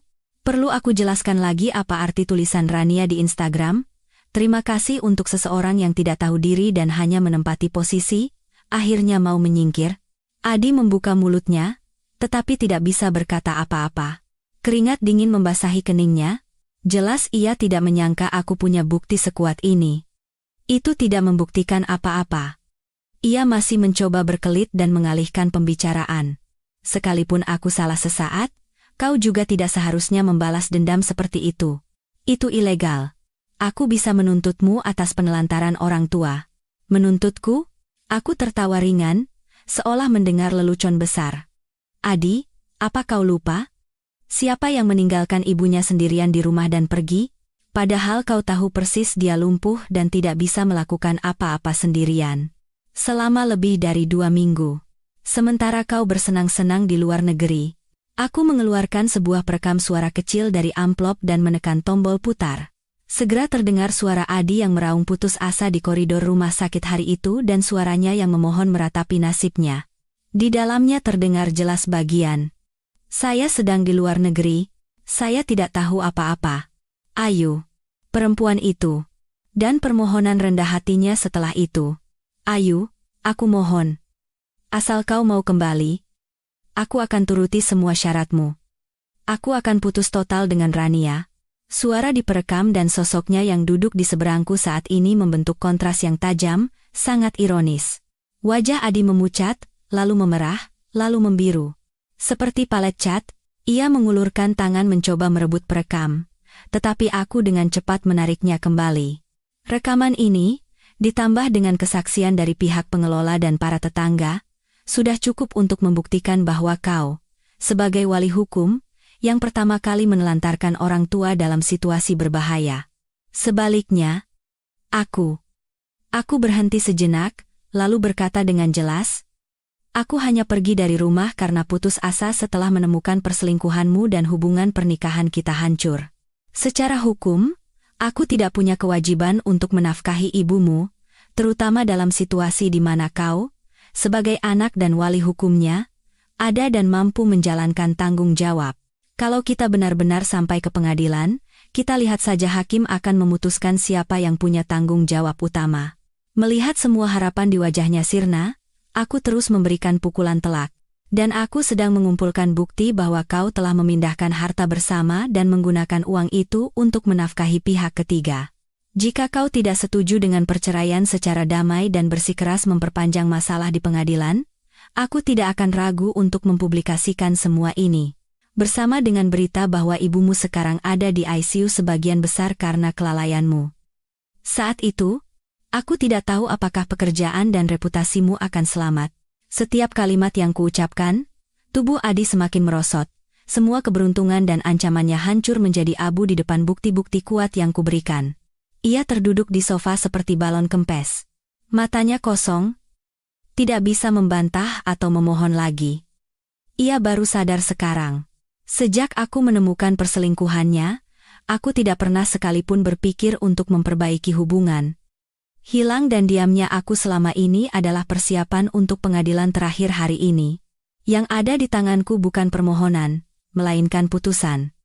Sinar matahari yang hangat dan musik yang merdu di dalam kafe saat ini menjadi ejekan paling kejam baginya.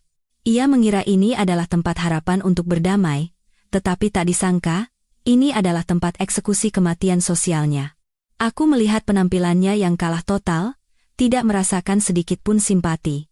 Adi, saat kau memilih untuk naik pesawat bersama Rania, kau sudah merobek kontrak pernikahan kita dengan tanganmu sendiri. Hari ini, aku hanya datang untuk memberitahukan hasilnya padamu. Aku membuka surat perjanjian cerai ke halaman terakhir dan meletakkan pulpen di depannya, tanda tangani.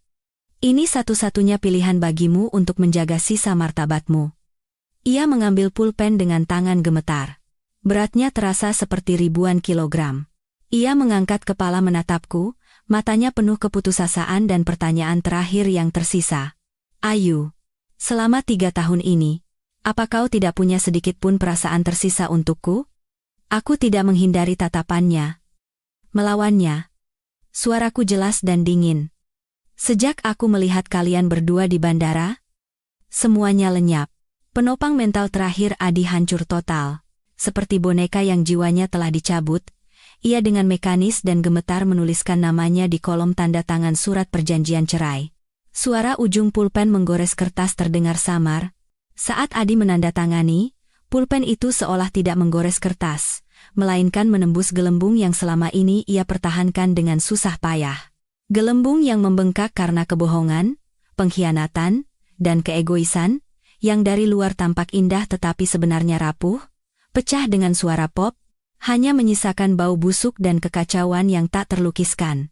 Ia bersandar di sofa seolah tak bertulang, menatap kosong keluar jendela, seolah tidak mengerti mengapa dunia yang penuh sinar matahari hangat ini begitu dingin dan kejam padanya. Surat perjanjian cerai yang telah ditandatangani tergeletak diam di tengah meja. Bagaikan jurang yang tak terseberangi, memisahkan 5 tahun kami sepenuhnya. Tanpa ragu, aku mengambil bagianku dan memeriksa tanda tangannya dengan teliti. Setelah memastikan tidak ada kesalahan, aku dengan tegas memasukkannya ke dalam amplop. Selama proses itu, aku tidak meliriknya sekalipun. Ayu Lestari di masa lalu, bersama dengan semua pengorbanan dan kesabaran yang telah diinjak-injak, secara resmi dikuburkan bersama tanda tangan ini. Prosedur balik nama properti dan pembagian aset nanti akan dihubungi oleh pengacaraku. Aku berdiri. Suaraku datar tanpa emosi, seperti sedang menyerahkan pekerjaan yang tidak ada hubungannya denganku. Kuharap kau bekerja sama. Kalau tidak, bukti-bukti yang baru saja kau dengar dan lihat tadi tidak akan ragu-ragu muncul di tempat yang seharusnya. Adi tiba-tiba mengangkat kepala. Bibirnya bergerak-gerak, mencoba mengatakan sesuatu, mungkin permohonan atau kutukan, tetapi akhirnya ia hanya mengeluarkan suara serak seperti desisan, tidak bisa berkata apa-apa. Guncangan, ketakutan, dan kekalahan total yang ekstrem telah menghancurkan kemampuan bahasanya. Aku mengambil tasku, berbalik dan berjalan keluar. Suara sepatu hak tinggiku mengetuk lantai terdengar jelas dan tegas. Selangkah demi selangkah, aku keluar dari pandangannya, keluar dari dunianya yang menyesakan. Di luar kafe, sinar matahari pas, angin sepoi-sepoi. Aku menarik napas dalam-dalam. Bahkan udaranya terasa memiliki rasa kebebasan yang belum pernah ada sebelumnya. Batu besar yang menekan hatiku selama 3 tahun terakhir akhirnya benar-benar terangkat. Bukan kelegaan, melainkan kejernihan dari kesadaran yang tiba-tiba, rasa stabilitas yang kokoh saat takdir kembali berada di tanganku.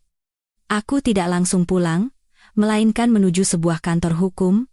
Aku menyerahkan surat perjanjian yang sudah ditandatangani dan semua salinan bukti kepada pengacara Handoko, yang telah kuhubungi sebelumnya. Pengacara Handoko direkomendasikan oleh adikku, Bimo, seorang spesialis perceraian yang terkenal tajam dan kompeten.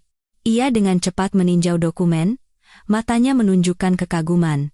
Ibu Ayu, bukti-buktinya sangat lengkap, dan syarat-syarat perjanjiannya berhasil Ibu negosiasikan dengan sangat menguntungkan.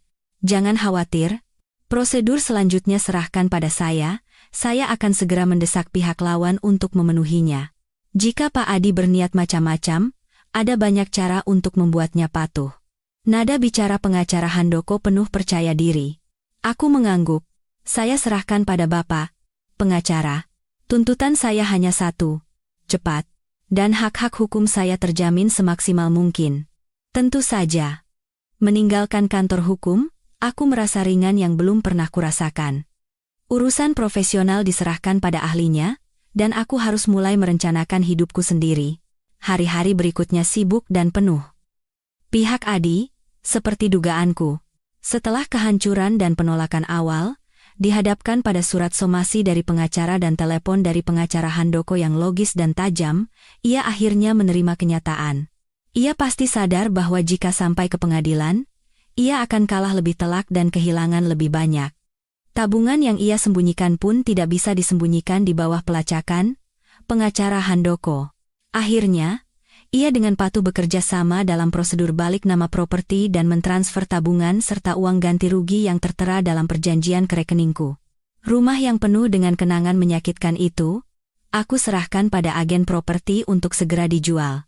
Aku tidak ingin meninggalkan aset negatif apapun yang berhubungan dengan masa lalu. Uang hasil penjualan rumah ditambah dengan harta yang kudapatkan setelah perceraian, membuatku memiliki sejumlah dana yang cukup besar. Aku menggunakan uang itu untuk membeli sebuah rumah yang mungil dan luas di kompleks apartemen baru yang lingkungannya asri. Rumah atas namaku sendiri. Interiornya sepenuhnya sesuai seleraku, terang dan hangat. Tidak ada lagi sisa-sisa suasana menyesakan dari rumah keluarga Adi. Selama itu, ku dengar Bu Wati akhirnya tidak bertahan dan meninggal dunia. Ia menderita di ICU selama hampir sebulan sebelum meninggal.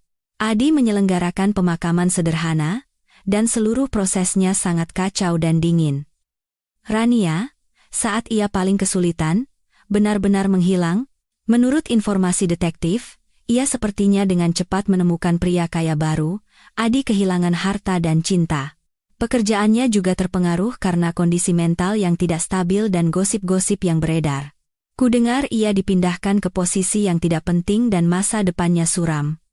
Saat berita-berita ini sampai ke telingaku, hatiku tenang.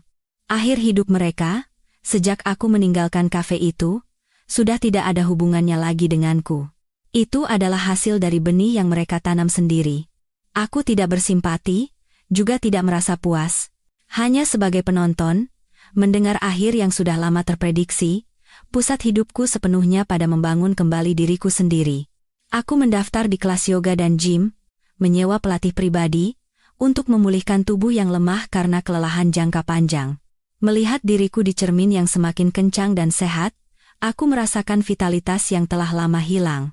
Aku mulai membaca buku lagi, dan mendaftar di program pasca sarjana bidang konseling psikologi yang selalu menarik minatku. Bertahun-tahun menjadi ibu rumah tangga memberiku pemahaman yang lebih dalam tentang sifat dan emosi manusia. Ini bisa menjadi kekuatanku di masa depan. Aku juga menggunakan waktu luang untuk belajar memasak, merangkai bunga, dan bahkan mulai menulis, mencatat perjalanan psikologis yang luar biasa ini. Hidup menjadi kaya dan beragam, setiap hari penuh dengan kemungkinan baru, keluarga adalah penopang terkuatku. Orang tuaku melihatku bangkit kembali, tersenyum puas. Adikku, Bimo, bahkan menjadi penggemar nomor satuku, setiap hari membanggakan bagaimana kakaknya menghancurkan laki-laki sampah dan memulai hidup baru yang sukses. Suatu hari, aku mengundang Ibu Endang, tetangga yang banyak membantuku, untuk makan bersama, dengan tulus berterima kasih atas keberanian dan kebaikannya saat itu. Ibu Endang menggenggam tanganku dan berkata dengan haru, "Ayu, kamu tidak tahu. Waktu itu melihat keadaanmu, kami semua sedih sekali. Adi dan ibunya itu memang keterlaluan. Sekarang sudah bagus, kamu sudah keluar dari lubang api, kedepannya pasti akan semakin baik." Aku tersenyum dan mengangguk. "Iya, Bu. Saya pasti akan semakin baik." Tanpa terasa, Sudah setengah tahun sejak bercerai, dan kehidupan baruku sudah benar-benar berjalan di jalurnya. Apartemen baru didekorasi dengan hangat dan nyaman. Studi pascasarjanaku berjalan lancar, bahkan teman-teman mengenalkanku pada beberapa pria, tetapi aku menolaknya dengan sopan. Aku menikmati keadaan saat ini, hidup untuk diriku sendiri, mandiri dan bebas. Suatu akhir pekan sore yang cerah, aku sedang meringkuk di sofa membaca buku, ponselku berdering, nomor tak dikenal. Aku mengangkatnya dengan santai. "Halo, Ibu Ayu Lestari, benar?" Di seberang telepon, terdengar suara yang familiar tetapi asing, lelah dan serak. "Adi." Aku sedikit mengangkat alis, sedikit terkejut. Sudah beberapa bulan sejak kontak terakhir melalui pengacara. Untuk apa ia mencariku? "Iya, benar."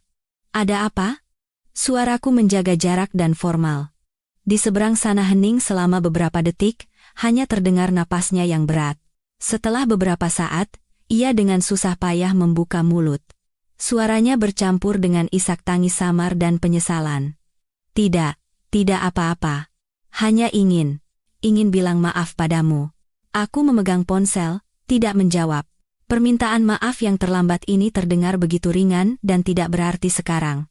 Ia sepertinya juga tidak mengharapkan jawabanku, melanjutkan perkataannya seolah sedang mengaku dosa atau berbicara sendiri. "Aku, akhir-akhir ini sering bermimpi tentang masa lalu. Mimpikan kamu waktu baru menikah. Aku memang brengsek. Aku bukan manusia.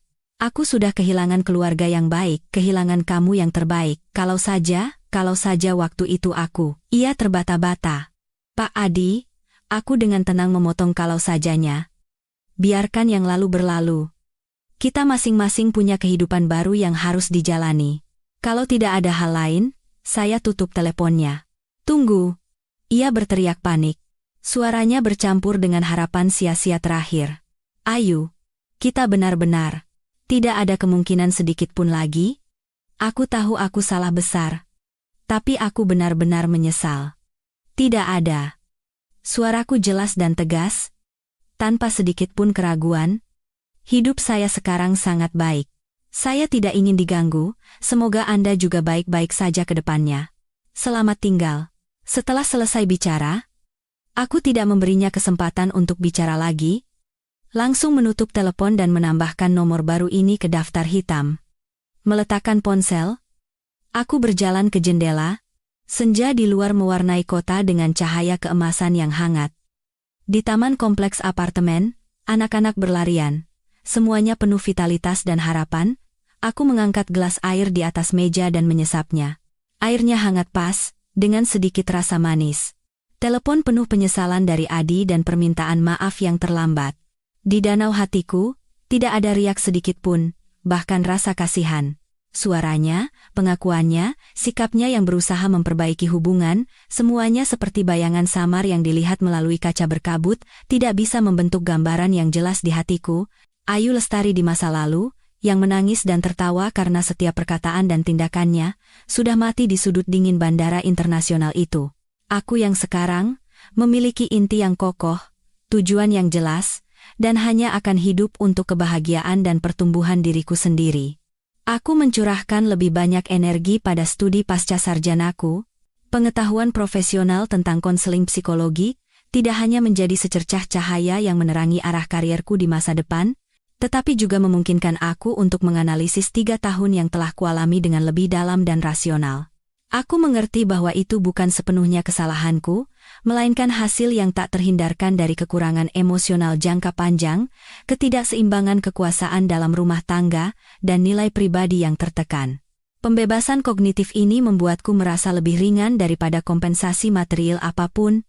Aku menggabungkan pengetahuan yang kupelajari dengan pengalamanku, dan dengan nama pena di sebuah komunitas pertumbuhan wanita anonim, mulai berbagi pengalaman dan wawasan tentang hubungan pernikahan dan pembangunan kembali harga diri.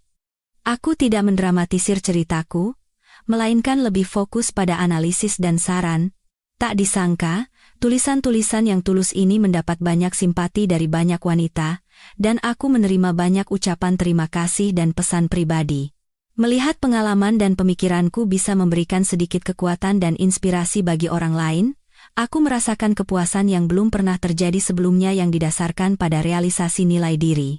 Inilah mungkin yang disebut orang sebagai kelahiran kembali. Di saat yang sama, berita-berita sepele tentang Adi masih sesekali berhembus ke telingaku seperti angin sepoi-sepoi. Kudengar ia telah menjual rumah mimpi buruk yang membuatnya kehilangan semua reputasinya. Karena gosip bekas TKP menyebar di lingkungan sekitar, harganya sangat rendah. Sebagian besar uang hasil penjualan rumah digunakan untuk membayar utang rumah sakit dan kartu kredit yang tertunggak, sisanya hampir tidak ada. Rania, seperti yang diprediksi oleh detektif, saat Adi paling terpuruk, dengan cepat beralih ke seorang pengusaha yang agak kaya. Ia bahkan memamerkan tas bermerek yang dibelikan pacar barunya di Instagram, dengan tulisan, harus melepaskan yang salah baru bisa bertemu yang benar, menunjukkan ejekan yang ekstrem. Seorang kenalan lama yang tidak tahan mengirimkan tangkapan layar itu padaku, dengan tambahan, "Ayu, perempuan ini benar-benar tidak tahu malu." Aku melihat tangkapan layar itu, wajah Rania yang cerah dan pacar barunya yang gemuk, hanya merasa kasihan. Ia mungkin berpikir ia menang, telah menyingkirkan masalah dan naik ke dahan yang lebih tinggi, tetapi ia tidak akan pernah mengerti. Menggantungkan nilai hidup pada pria yang terus berganti adalah tragedi dan ketidakstabilan terbesar. Baginya, Adi, dan bagiku dulu bagi Adi, pada dasarnya adalah tangga yang ia gunakan untuk naik. Bedanya hanya mana yang lebih kokoh, dan ia akan selamanya hidup dengan bergantung dan takut pada tangga itu. Adi, setelah mengalami pukulan beruntun dari kematian ibunya, pengkhianatan kekasih, kehilangan harta, dan pengucilan di tempat kerja, benar-benar hancur. Beberapa mantan rekan kerja pernah beberapa kali bertemu dengannya di bar. Mereka bilang ia menjadi pendiam, sering minum sendirian sampai larut malam.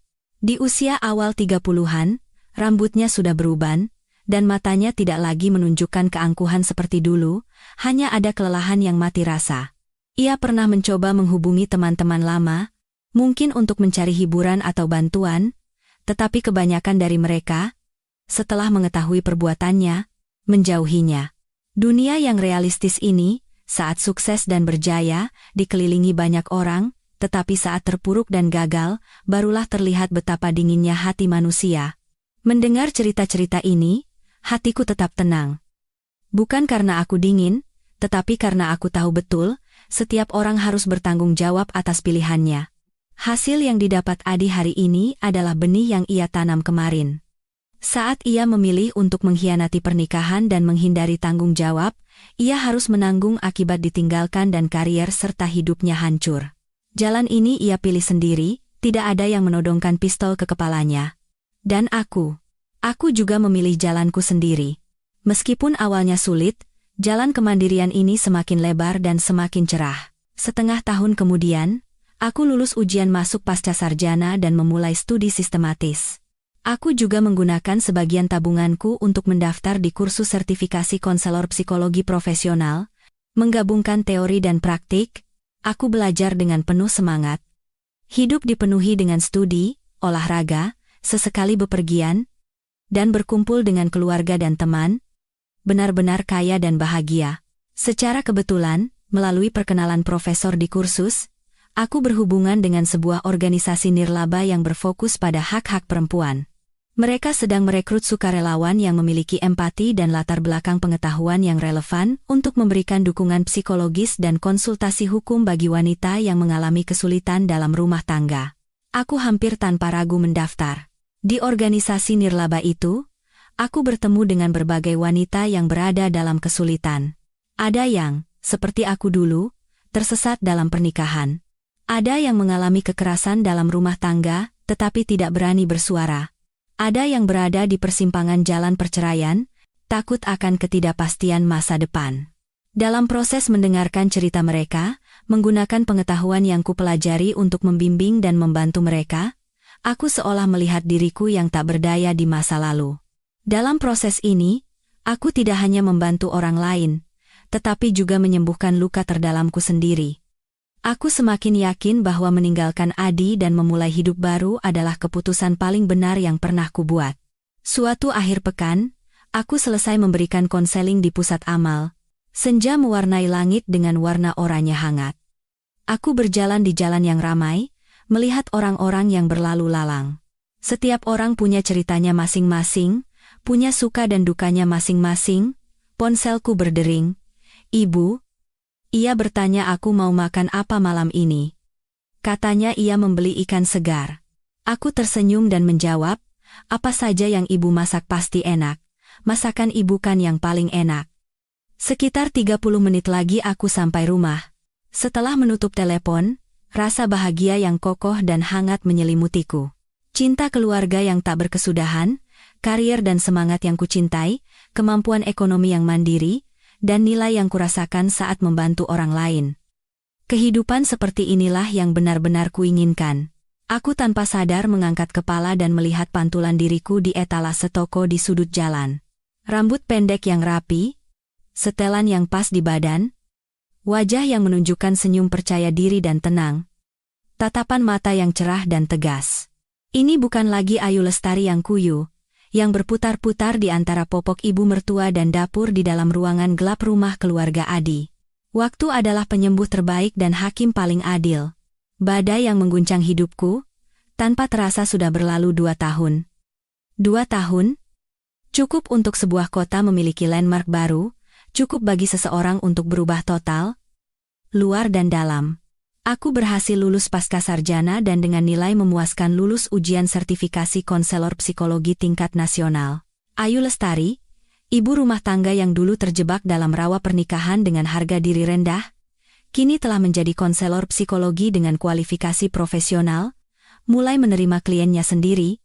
Melalui perkenalan profesor, aku dan seorang senior yang sevisi membuka sebuah ruang konseling kecil di sebuah studio yang tenang dan elegan.